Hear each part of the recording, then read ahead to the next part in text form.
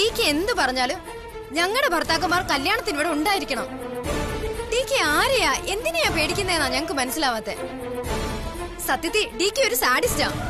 അതുകൊണ്ടാ ഞങ്ങളോട് ഇങ്ങനെയൊക്കെ പെരുമാറുന്നത്. താരേ, നീ എന്തൊക്കെയാ പറയുന്നെന്ന് വല്ല വിചാരമുണ്ടോ? അവള് പറഞ്ഞതില് എന്താണ് അമ്മേ തെറ്റ്? ഞങ്ങളുടെ സങ്കടം അമ്മ എന്താ മനസ്സിലാക്കാത്തത്? എനിക്ക് നിങ്ങളോട് ഒന്നും പറയാനില്ല. അവൻ വരുമ്പോ നിങ്ങൾ എന്നെ അങ്ങ് ചോദിക്ക. മറുപടി അവൻ തന്നെ അങ്ങ് പറയട്ടെ.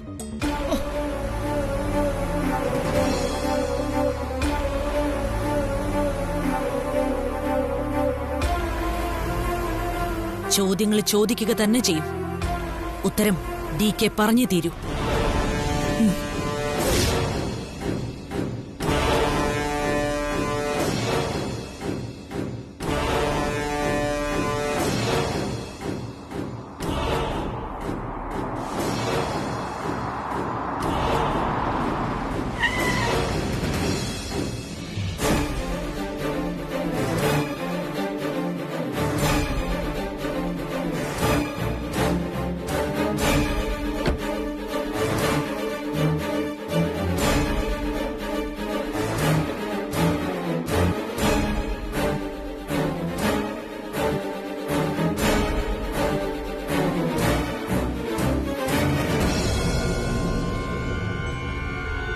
എന്താ അമ്മ എന്താ അത്യാവശ്യമായിട്ട് വിളിച്ചത്?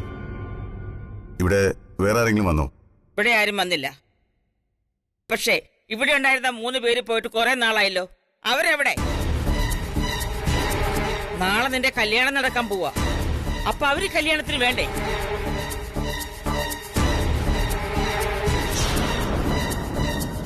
എടാ, ശ്രീരാമും ഗോകുലും ബാലും ഇല്ലാതെ ഈ കല്യാണം നടക്കുന്നാണോ നീ വിചാരിക്കുന്നത്?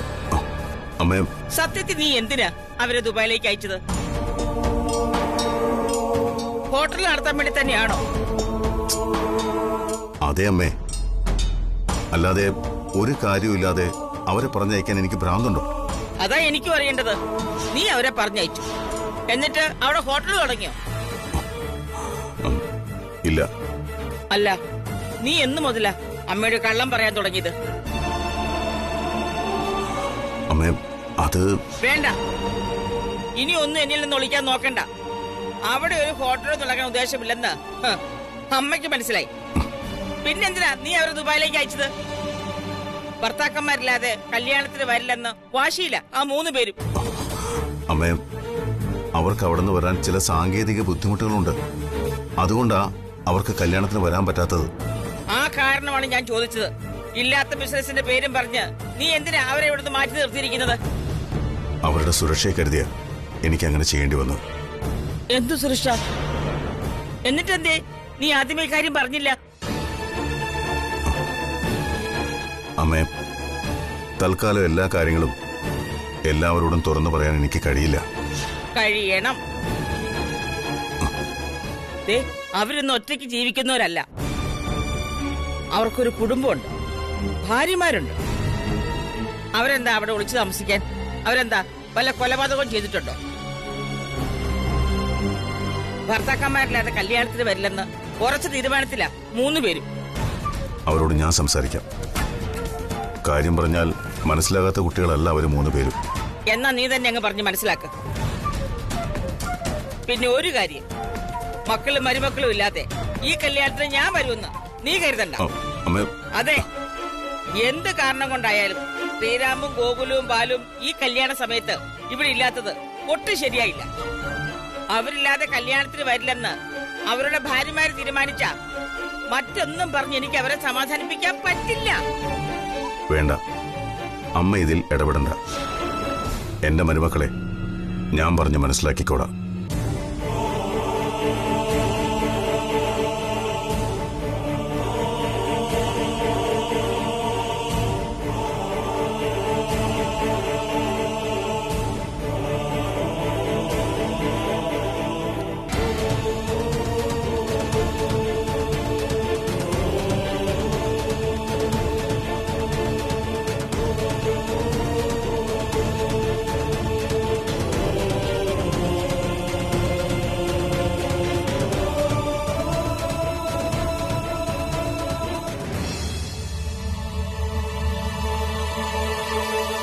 ഈ അവസ്ഥയിൽ ഞാൻ എന്തു പറഞ്ഞാലും അവർ വിശ്വസിക്കുമെന്ന് തോന്നുന്നില്ല. തൽക്കാലം സത്യം ആരോടും പറയാനോ ആവില്ല.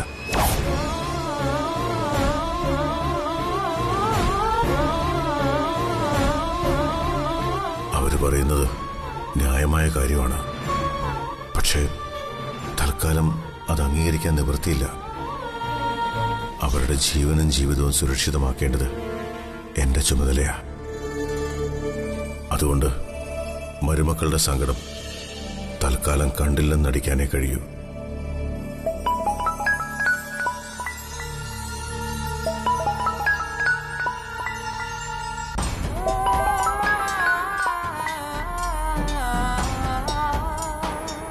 ഹലോ, എന്താടീക്കെ മരുമക്കളുടെ മുറിക്ക് മുന്നിൽ നിന്ന് വിയർക്കാണല്ലേ? അവരോട് നീ എന്തു പറയും? ആ മുറിക്ക് മുന്നിൽ നിന്ന് നീ അനുഭവിക്കുന്ന സംഘർഷം എത്രയാണെന്ന് എനിക്കറിയാം. അവരോട് നീ എന്ത് കള്ളം പറയുമെന്ന് നന്നായി ആലോചിച്ച് നോക്ക്. എനിക്ക് നീ തന്ന വേദന അതേപോലെ ഞാൻ നിനക്ക് തിരിച്ചു തരും ടീക്കെ. Stop it!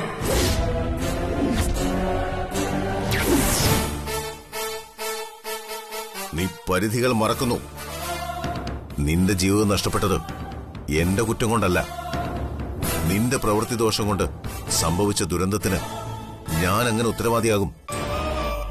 ദേ, നിന്നെ ഞാൻ ഇതുവരെ ഒന്നും പറയാതിരുന്നത് ഒരു ദുരന്തം കൂടി താങ്ങാൻ നിനക്ക് ശേഷിയില്ലാന്ന് എനിക്കറിയാവുന്നതുകൊണ്ടാ.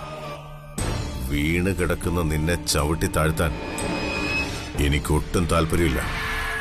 പക്ഷേ എന്റെ കുടുംബത്തിനകത്ത് കയറി കളിച്ചാൽ ഇനി നിനക്ക് താങ്ങാൻ കഴിയാത്ത ദുരന്തമായിരിക്കും സംഭവിക്കുന്നത്. So keep away from me. Mind it.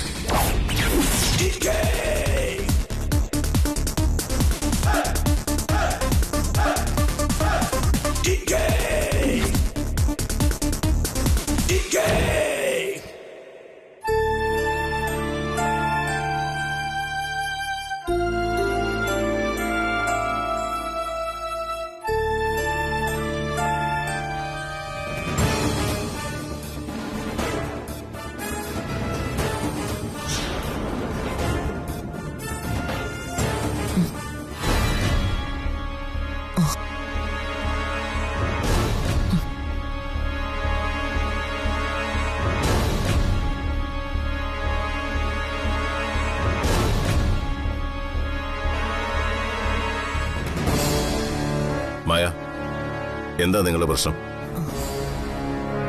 D K, വളച്ചു കെട്ടിയൊന്നും ചോദിക്കാനില്ല. ഒന്നു മാത്രം അറിഞ്ഞാ മതി. നാളെ ഡി കെയുടെ വിവാഹമാണ്. അതിൽ പങ്കെടുക്കാൻ ഞങ്ങളുടെ ഭർത്താക്കന്മാര് 3 പേരും ഇവിടെ ഉണ്ടാവുമോ?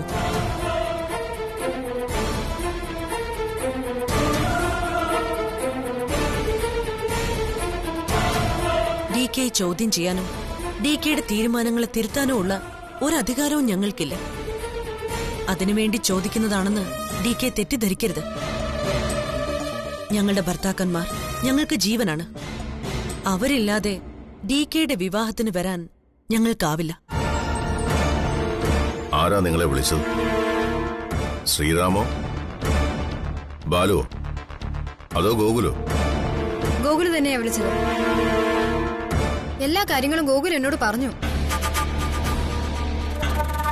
ഉടനെ ഒന്നും ഹോട്ടൽ തുടങ്ങാൻ ഒരു സാധ്യതയില്ലെന്നാ ഗോകുല് പറഞ്ഞത്. പിന്നെ എന്തിനാ ഡീക്കെ ഇനി അവരോട് നിൽക്കുന്നേ? എനിക്കെന്റെ ബാലുവിനെ കാണണം ഡീക്കെ. പറയൂ ഡി കെ, നേരത്തെ പറഞ്ഞതനുസരിച്ച് നാളെ അവര് തിരിച്ചെത്തുവോ?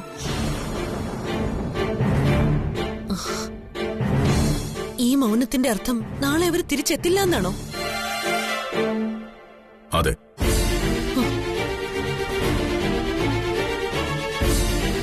അവർക്ക് നാളത്തെ വിവാഹ ചടങ്ങിൽ പങ്കെടുക്കാൻ വരാൻ പറ്റില്ല. എന്തിനാ ഡി കെ മനഃപൂർവ്വം അവരെ ഇതിൽ നിന്ന് അകറ്റി നിർത്തിയത്? നോ മായ, മനഃപൂർവ്വം ആരെ അകറ്റി നിർത്താൻ വേണ്ടി ചെയ്തതല്ല ഇതൊന്നും.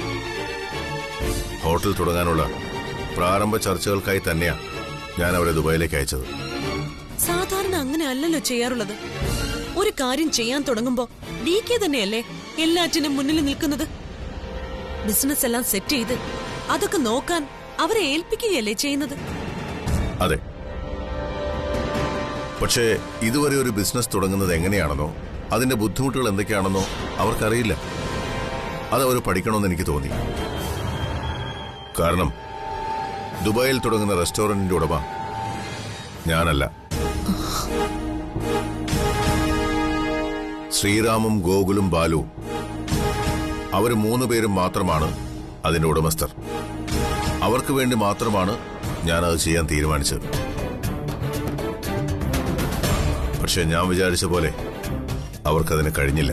DK, നിങ്ങളിത് ഞങ്ങളെ സമാധാനിപ്പിക്കാനുള്ള കഥയുണ്ടാക്കുകയാണോ? അങ്ങനെ കഥയുണ്ടാക്കി പറഞ്ഞ് നിങ്ങളെ പറ്റിക്കാൻ നിങ്ങളത്ര കൊച്ചു കുട്ടികളല്ലാന്ന് എനിക്ക് നല്ല ബോധ്യമുണ്ട്. DK, ഞങ്ങക്ക് വേറൊന്നും വേണ്ട. ഞങ്ങളുടെ ഭർത്താക്കന്മാരെ തിരിച്ചു തന്നാ മതി. അവരില്ലാതെ കല്യാണത്തിന് DK ഞങ്ങളെ വിളിക്കരുത്. ഞങ്ങൾ വരില്ല. നിങ്ങൾക്ക് ഞാൻ പറയുന്നത് വിശ്വാസമില്ലേ? ഞങ്ങൾക്ക് വിശ്വസിക്കാൻ പറ്റാത്ത ചില കാര്യങ്ങളുണ്ട് DK. ദുബായിൽ പോയ അവര് 3 പേരും ഒരുമിച്ചല്ല അവിടെ താമസിക്കുന്നത്. എന്തിനാ DK അവരെ 3 ഇടങ്ങളിലേക്ക് മാറ്റിയത്? ഇന്ന് തന്നെ നല്ല പേടിച്ചിട്ടാ ഗോകുല് താരയെ വിളിച്ചത്. എത്രയും പെട്ടെന്ന് തിരിച്ചു വരാൻ DKയോട് പറയണമെന്ന് വിഷമത്തോടെയാ ഗോകുല് പറഞ്ഞത്. നിങ്ങൾ പേടിക്കണ്ട. ശ്രീറാമും ബാലുവും സുരക്ഷിതമായ സ്ഥലത്ത് തന്നെയാ ഉള്ളത്. കഴിഞ്ഞ കുറച്ച് ദിവസങ്ങളായി അവർ തമ്മിൽ കണ്ടിട്ടില്ല എന്നുള്ളത് സത്യം. പക്ഷെ അത് മനഃപൂർവ്വമല്ല. അവർ ഓരോരുത്തർക്കും എന്തെല്ലാം ചെയ്യാൻ കഴിയുമെന്ന് എനിക്കറിയണമായിരുന്നു. ഓരോരുത്തരെയും ഏൽപ്പിക്കുന്ന ജോലി ഒറ്റയ്ക്ക് ഏറ്റെടുത്ത് നടത്താൻ അവരെത്രമാത്രം ആത്മാർത്ഥത കാണിക്കുമെന്നും എനിക്കറിയണമായിരുന്നു. പക്ഷെ അവരെന്നെ നിരാശപ്പെടുത്തി. എന്റെ പ്രതീക്ഷയ്ക്ക് ഉയരാൻ അവർക്ക് സാധിച്ചില്ല. എന്ന് മാത്രമല്ല, ചില ഉത്തരവാദിത്തങ്ങൾ അവർ മറക്കുകയും ചെയ്തു. അങ്ങനെ സ്വന്തം ഉത്തരവാദിത്തങ്ങൾ മറന്ന് ആഘോഷിക്കുന്നവരോട് ചേർന്ന് പോകാൻ എനിക്ക് കഴിയില്ല മായ. അതുകൊണ്ട് ആദ്യം അവരെ ഏൽപ്പിച്ച കാര്യം അവർ പൂർത്തിയാക്കട്ടെ. അതിനുശേഷം അവർ തിരിച്ചു വരുന്നതിനെ കുറിച്ച് ആലോചിക്കാം. അങ്ങനെ പറഞ്ഞൊഴിയരുത് DK. ഞങ്ങൾക്കൊന്നേ വേണ്ടു. നാളെ കല്യാണത്തിന് ഇറങ്ങുമ്പോ ശ്രീറാമും ഗോകുലും ബാലുവും ഞങ്ങൾക്കൊപ്പം ഉണ്ടാവണം. അങ്ങനൊരു ഉറപ്പ് തരാൻ എനിക്കിപ്പോ പറ്റില്ല. പക്ഷെ ഒന്ന് ഞാൻ പറയാം, അവർക്കൊരു അപകടവും സംഭവിക്കില്ല. സുരക്ഷിതരായി അവർ നിങ്ങൾക്കരികിലെത്തും. എങ്കിൽ DK തന്നെ അവരെ ഒന്ന് വിളിക്ക്. ഞങ്ങൾക്ക് അവരോടൊന്ന് സംസാരിക്കണം. തൽക്കാലം അവരെ വിളിക്കാൻ കഴിയില്ല മായ. ഇല്ല, ഞങ്ങളിത് വിശ്വസിക്കില്ല. DK ഞങ്ങളോട് കള്ളം പറയാ. അവരെന്തോ അപകടത്തിൽ പെട്ടിട്ടുണ്ട്. ഇല്ലെങ്കിൽ ഈ കല്യാണത്തിന് ഉറപ്പായിട്ടും അവരെ കണ്ടേനെ. എന്താണെന്ന് പറയൂ DK. അവർക്ക് എന്ത് പറ്റി? ഞങ്ങൾക്കത് അറിയണം. മായ പ്ലീസ്, ഇങ്ങനെ സമനില തെറ്റിയ പോലെ പെരുമാറാൻ ഇവിടെ ഒന്നും സംഭവിച്ചിട്ടില്ല. അവർ സുരക്ഷിതരാണ്. പിന്നെ എന്തിനാ DK അവരെ വിളിക്കാൻ മടിക്കുന്നത്? അവരെ ഏൽപ്പിച്ച ജോലി തീരാൻ 2 ദിവസം കൂടി എടുക്കും. അത് ഞാൻ പറഞ്ഞല്ല, അവര് തന്നെ പറഞ്ഞ സമയമാണ്. ആ സമയം കഴിയാതെ ഞാൻ അവരോട് സംസാരിക്കില്ല.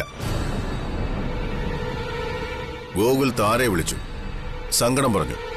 പക്ഷേ എന്തുകൊണ്ട് എന്നെ വിളിച്ചില്ല? തിരികെ വരണമെന്ന് പറഞ്ഞില്ല?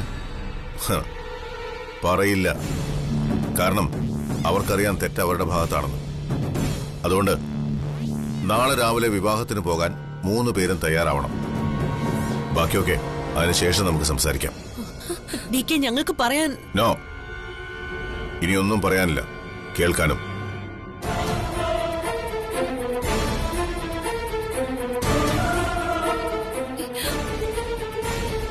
ഇല്ല മായേച്ചി, DK എന്ത് പറഞ്ഞാലും ഗോകുല് വരാതെ ഞാൻ ഈ കല്യാണത്തിനില്ല. നമ്മുടെ 3 പേരുടെയും തീരുമാനം അത് തന്നെയാണ്.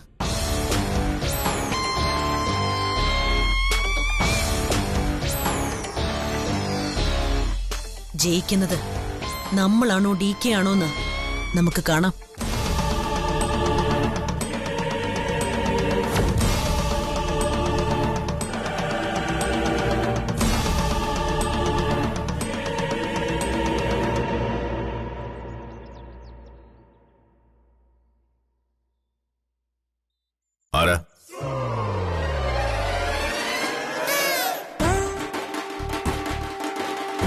എന്താടോ?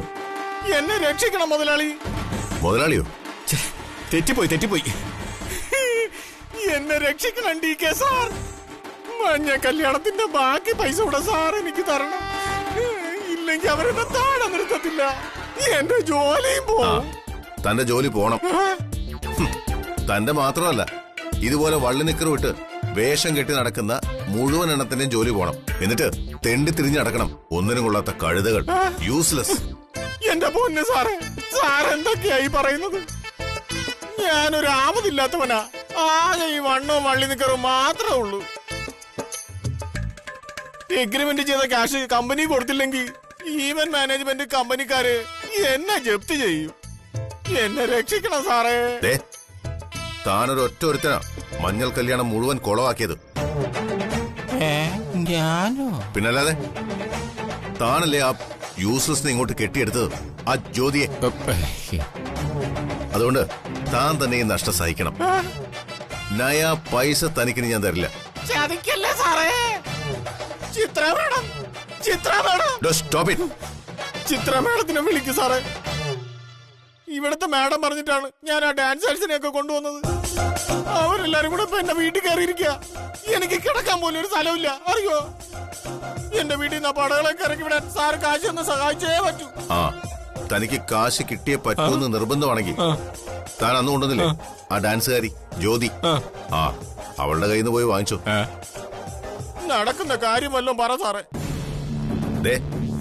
ഇനി കാശ് ചോദിച്ചോണ്ട് ഇവിടെ വന്ന തന്റെ തല മൊട്ടയടിച്ച് പുള്ളി കുത്തി വിടും ഞാൻ. ഇഡിയറ്റ്. Get out. സാറേ, മുതലാളി, ചിത്ര മേഡം, എന്റെ കാശ്. മോനെ, അയാൾ ജോലി ചെയ്ത കാശല്ലേ, അതങ്ങ് കൊടുത്തുകൂടെ? കൊടുക്കില്ല. ആ ബേക്കറിക്കാരിയെ ഡാൻസ് കളിക്കാൻ കൊണ്ടുവന്ന് ആ മഞ്ഞൾ കല്യാണം മുഴുവൻ കൊളവാക്കി. അതിനാണോ ഞാൻ അവന് കാശ് കൊടുക്കേണ്ടത്? കാശ് ഞാൻ കൊടുക്കില്ല മോനെ.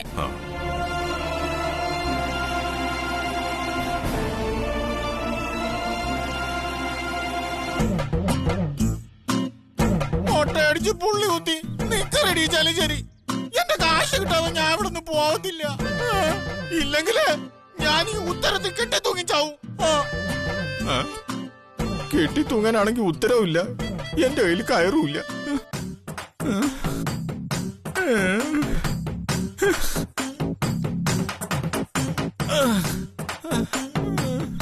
ചേടാ, ഒരുത്തി ഡാൻസ് കളിച്ച് വെള്ളത്തിൽ വീണേന് ഞാനെന്ത് വിളിച്ച്?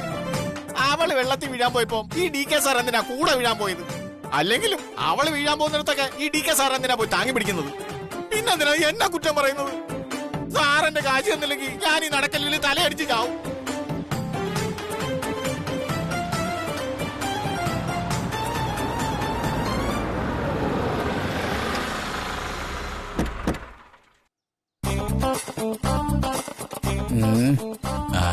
ഇതാര്? വരിക്കച്ചക്കയ്ക്ക് പാന്റ് ഇട്ട് ഇൻസേർട്ട് ചെയ്തതുപോലെ ഉണ്ടല്ലോ. ലക്ഷണം കണ്ടിട്ട് ഈ വീടിന്റെ കാരണം വരെ പോലെ ഉണ്ട്. ഇങ്ങേരോട് പറഞ്ഞ എനിക്ക് ചിലപ്പോ കാശ് കിട്ടും. എന്നെ രക്ഷിക്കണം അമ്മാവാ, രക്ഷിക്കണം. മാറിയില്ലടാ. നീ ഏതാടാ? നീ എന്തിനാ ഏറുകൊണ്ട പട്ടിയെ പോലെ നിന്ന് മോങ്ങുന്നത്? ഇനി എന്റെ ജീവിതം അമ്മാവന്റെ കയ്യിലാണ്. എന്നെ രക്ഷിക്കണം അമ്മാവാ. കാര്യം എന്താണെന്ന് വെച്ചാ പറ. ഞാൻ സോമൻ, അതിനെ? പക്ഷെ ഇപ്പൊ ശശിയായിട്ട് നിൽക്കുക. എന്റെ 2 ലക്ഷമാ പോയത്. അമ്മാവൻ എങ്ങനെയെങ്കിലും DKയോട് പറഞ്ഞ് ആ പൈസ എനിക്ക് മേടിച്ചു തരണം. 2 ലക്ഷം ആ DKയോട് പറഞ്ഞ് ഞാൻ മാറ്റി തരണമെന്നോ?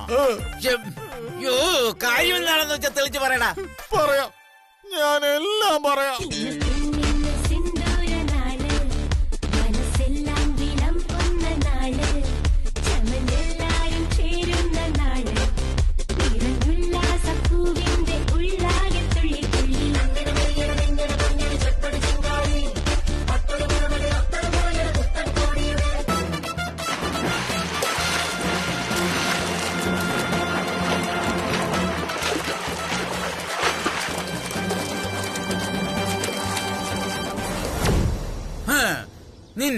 നിന്നെ തന്നെയാ ഞാൻ നോക്കി വന്നത്. അമ്മാവൻ എന്തിനാ എന്നെ നോക്കി നടക്കുന്നത്? എന്തിനെന്നോ?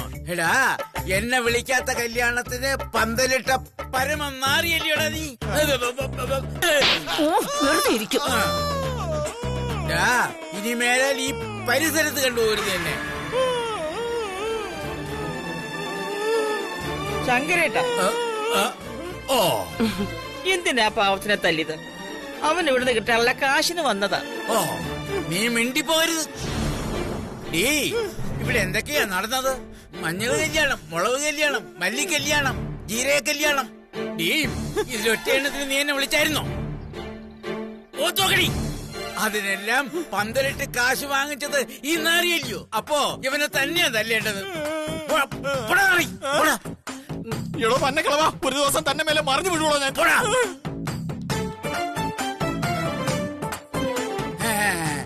അവൻ ഓടിയതുകൊണ്ട് ജീവൻ രക്ഷപ്പെട്ടു. ആരുടെയാ? നിങ്ങളുടെയോ? എടി, ഞാൻ പഴയ കദളിയാ, കരളി. കദളി